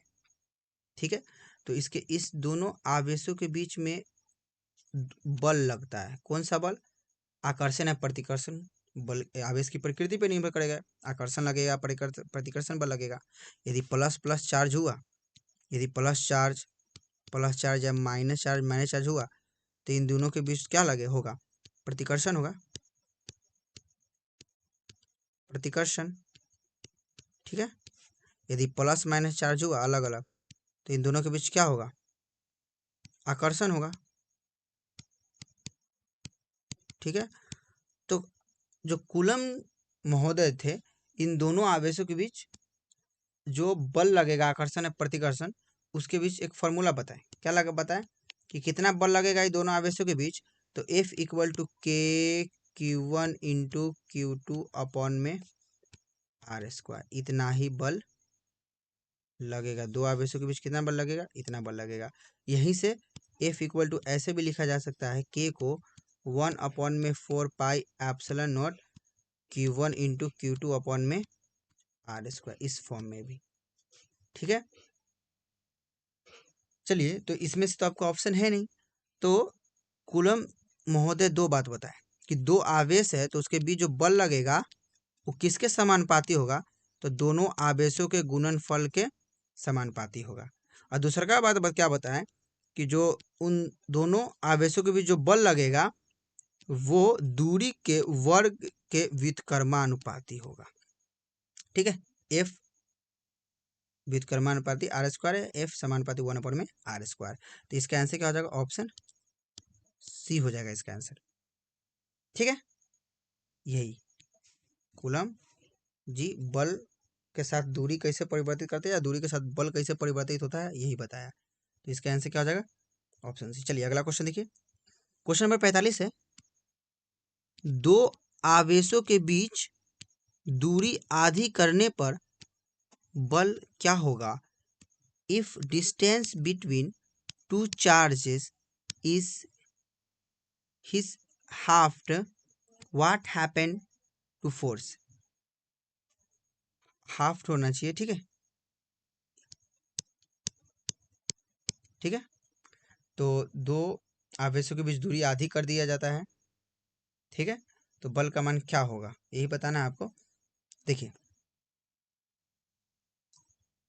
अब यहाँ पे जो दो आवेशों के बीच की दूरी आधी कर दिया जाता है, ठीक है, तो एक आवेश Q1 है, एक आवेश Q2 है, इनके बीच की दूरी को क्या कर दी जाती है, पहले दूरी r थी, इसको दूरी को आधी कर जा दी जाती है। तो देखिए सिंपल सा एक फार्मूला है, F इक्वल टू भी देखे हैं 1 अपॉन में आर स्क्वायर, यही दूरी है, इसको आधी कर दी जाती है, जो r है क्या हो जाएगा, r/2 हो जाएगा। ठीक है, तो F समानुपाती 1 अपॉन में r/2 का होल स्क्वायर। ठीक है, तो F समानुपाती रहेगा 1 अपॉन में आर स्क्वायर रहेगा, ये 4 2 दूना 4, मतलब 2 का स्क्वायर क्या हो जाएगा, 4 हो जाएगा, 4 कहाँ चला जाएगा ऊपर, तो 4 गुना हो जाएगा। एफ समान एफ एफ समानुपाती 4 इंटू 1 अपॉन में आर स्क्वायर, मतलब जो बल होगा ना वो 4 गुना हो जाएगा। इसके आंसर क्या हो जाएगा, ऑप्शन सी हो जाएगा।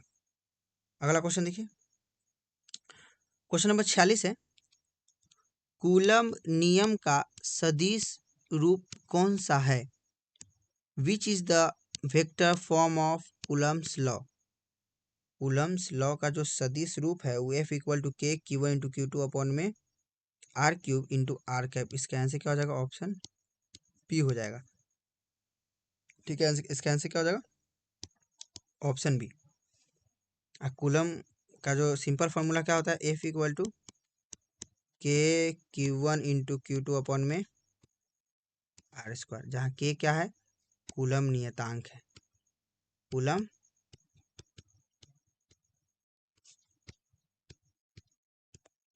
कूलम नियतांक, इसका वैल्यू होता है कितना होता है 9 गुने 10 के पावर 9 फैराडे इनवर्स मीटर।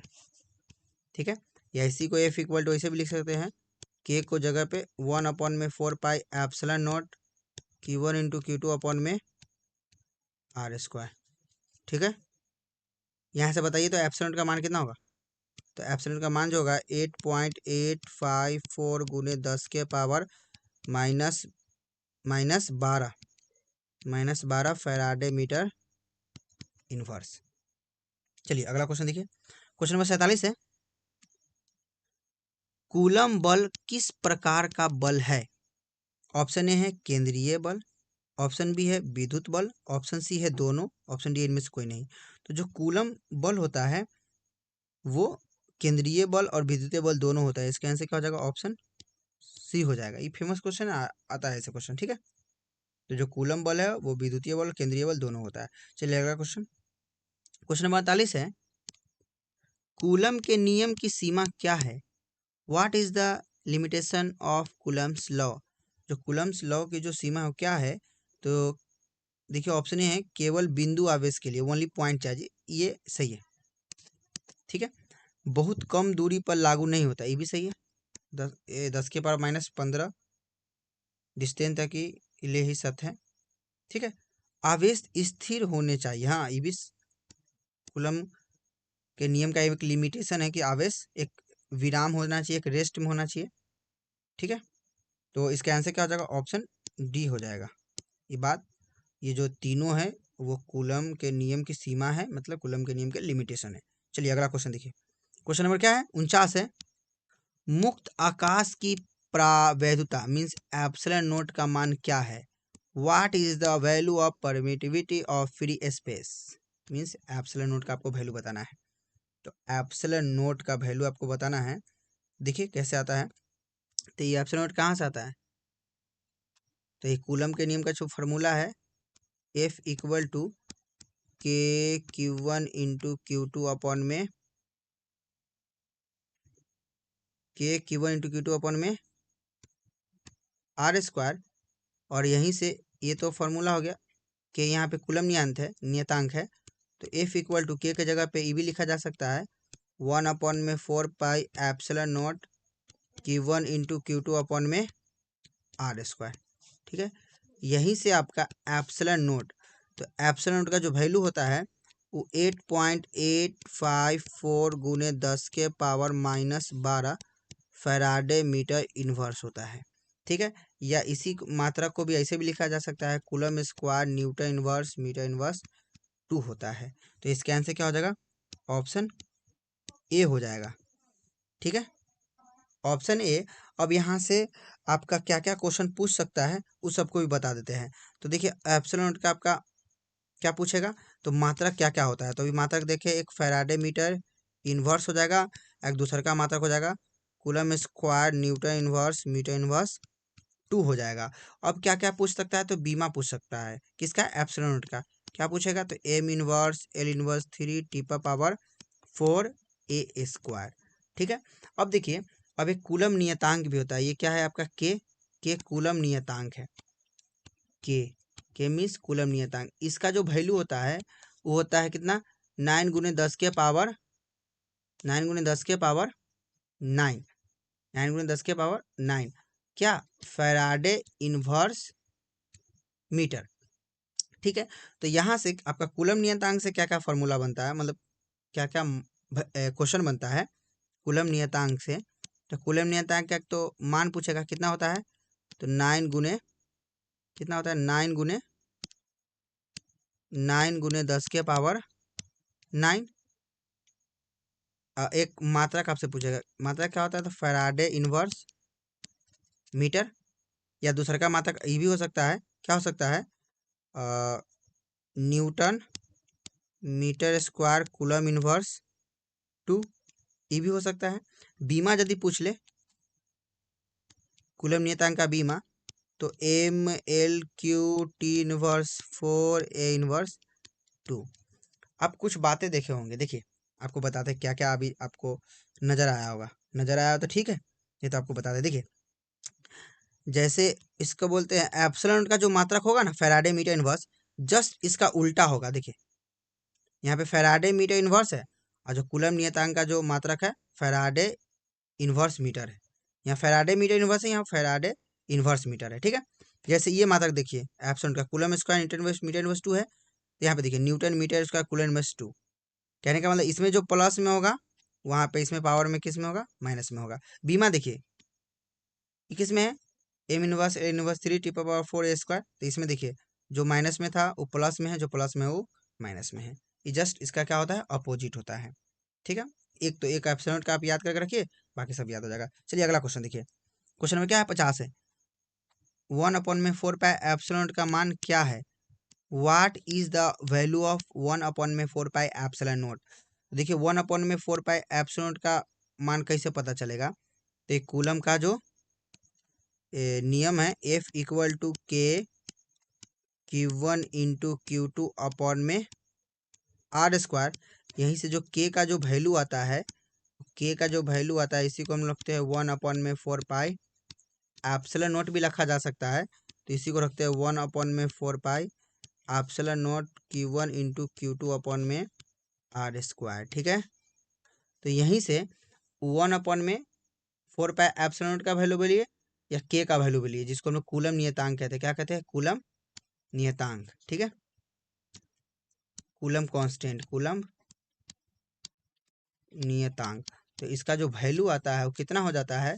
तो इसका वैल्यू होता है आपका 9 × 10⁻9 फैराडे इनवर्स मीटर। ठीक है, तो देखिए कौन सा ऑप्शन हो जाएगा?